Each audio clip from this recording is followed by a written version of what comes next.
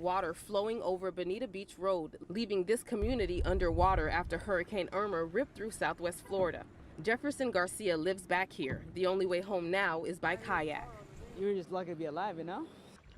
So we've gone through maybe 3 blocks already in total devastation. I mean, you can see things. That's a couch that was probably inside of someone's home. That's a chair, another couch. This is really, really, I don't even have words. That car practically submerged. And this is a community that just dealt with flooding 2 weeks ago. You're helping me out. You let me come out here on your canoe. How is it just to see this? Just saddening, you know. After a while, it just starts to sink in the real thought that this is real, and we've lost a lot of our stuff. You know, we got to start from scratch, but just waiting for this water to go down.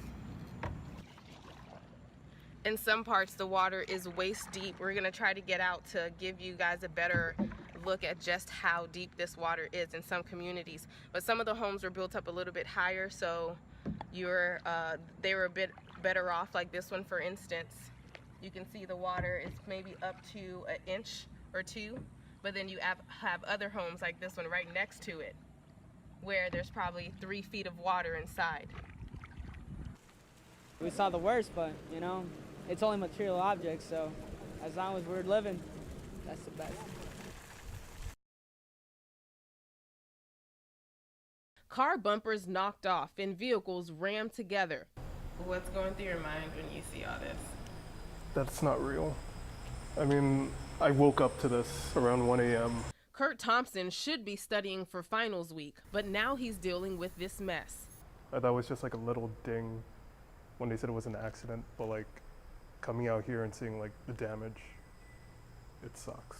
According to FHP, this guy, 25-year-old James Edward Morris, is responsible for leaving behind a trail of destruction inside the garage of an off-campus UCF apartment complex. From the 7th floor all the way to the 2nd floor. These pictures show some of the damage he caused. According to this FHP report, he wrecked at least 18 vehicles. As soon as he came down here is when like he destroyed like everything. Like hit these, kept on going, hit that one, and then like the damage just keeps on going. His arrest report states he could barely stand and he smelled like alcohol. This video taken by a witness shows him inside a squad car, moments after a trooper says he found Morris laying on the concrete floor asleep at the Marquee Apartments. A witness took this photo of that moment. A witness we spoke to says the driver tried to make it out of this parking garage, but ended up crashing headfirst into 2 vehicles. Some cars hit so hard they were knocked out of their parking spot and into other cars. It's really bad to happen during like finals week. We looked Morris up and found out he's been arrested multiple times. Kurt says his car is now totaled. He only has one question for the person who reportedly did this. Why? Reporting in Orlando, I'm Deborah Souverain, Spectrum News 13. I'm trying to just explain to you what's going on. You guys got hacked.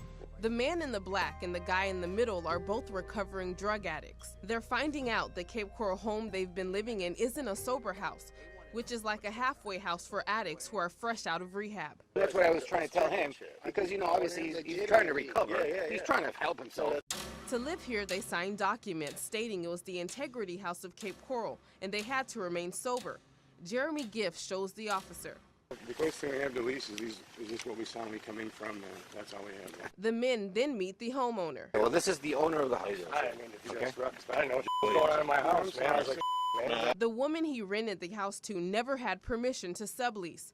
When Fournier Corner confronted her, she claimed she had no idea what was going on. Did you know anything about the contracts that people were signing to live here? I wasn't here for any of that. She's a former director at a drug treatment residence in Fort Myers, and she referred to Jeremy as a friend. I mean, I'll be out here Friday night at the very least. But Jeremy never made it out of the house. 12 days later, a roommate found him unresponsive, laying naked across his bed. The cause of death, an overdose. Nobody was there, you know?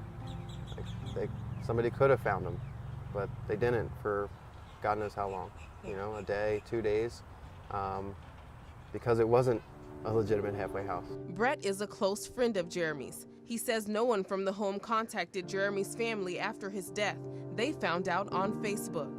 It's kind of disappointing that he went somewhere that wasn't authorized. They weren't, you know, they didn't know what they were doing. And this is the result. By law, sober homes are not required to be certified. And if they aren't, state guidelines on safety and drug use prevention are not mandatory.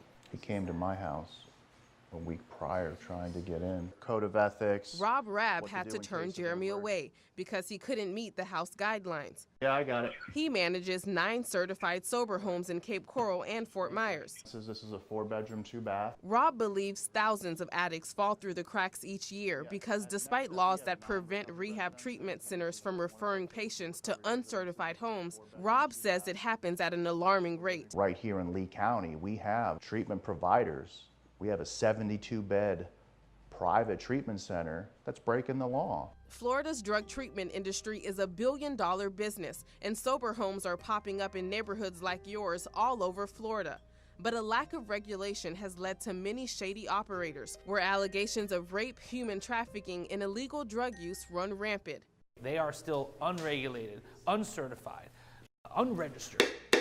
State Attorney Dave Ehrenberg created a sober home task force to address fraud in Florida's drug rehab industry. There is nothing at the state law or local law that really affects them. A bill was recently passed based on their recommendations. It gives law enforcement officials tools to go after corrupt players at treatment centers, but not sober homes. Because that's where the money is. These models are not recovery models, they are relapse models. That's because drug addiction is considered a disability, and federal law protects them against any limits on where they can live. However, when run properly, sober homes can change lives. I'm an addict. You know, I have an illness that I can't help having. Kelsey moved from Chicago to live at a certified Next Step sober house in Fort Myers. And I know that I'm in the right place to do that, and I'm surrounded by the right people.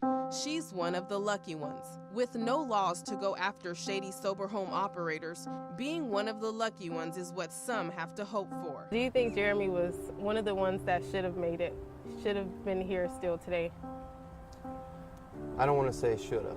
Because again, that's God's plan. I thought he was. I thought he would be here. Jeremy's story is like thousands of others who come to Florida for help only to be caught up in someone's money-making scheme. If you'd like more information on sober homes or how to find one for a loved one, click on this story on our website, fox4now.com. In studio, Deborah Souverain, Fox 4, in your corner.